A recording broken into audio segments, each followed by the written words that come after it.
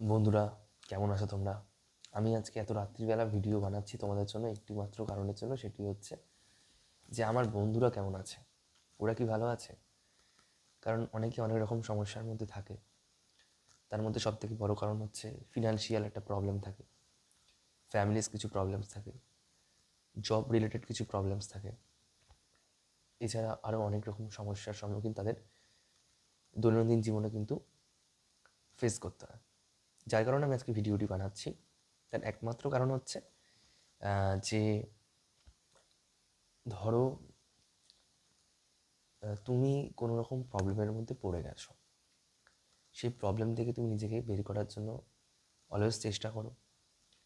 অনেকে সেই প্রবলেম থেকে বেরাতে পারে না, অনেকে সেই প্রবলেমটাকে কাটিয়ে উঠতে অনেক বেশি সময় লাগিয়ে ফেলে।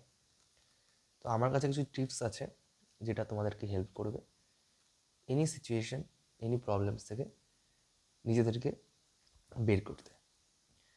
ফার্স্ট অফ অল, আমি মনে করি যে জীবনটা অত সোজা নয় যতটা তোমরা ভাবো। আর জীবনে প্রবলেম থাকবে না এটা যদি তোমরা ভাবো, প্রথমে এটা মাথা থেকে বের করে ফেলো। কারণ হচ্ছে যে আমরা ভাবি যে প্রবলেম হয়তো আমার জীবনে আসবে না, আমরা ভাবি যে একটা প্রবলেম গেছে বলে আরেকটা প্রবলেম আসবে না। তোমাকে অলওয়েজ কিন্তু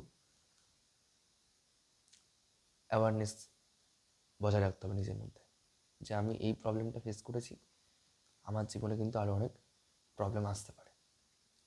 সুতরাং হচ্ছে যে আমি অল টাইম তৈরি থাকবো লড়াই করার জন্য, যে এনি সিচুয়েশান আসুক না কেন আমার সামনে, সেই বাউন্ডারিজগুলোকে আমি, সেই বাইনারিগুলোকে আমি ব্রেক করে এগিয়ে চলবো।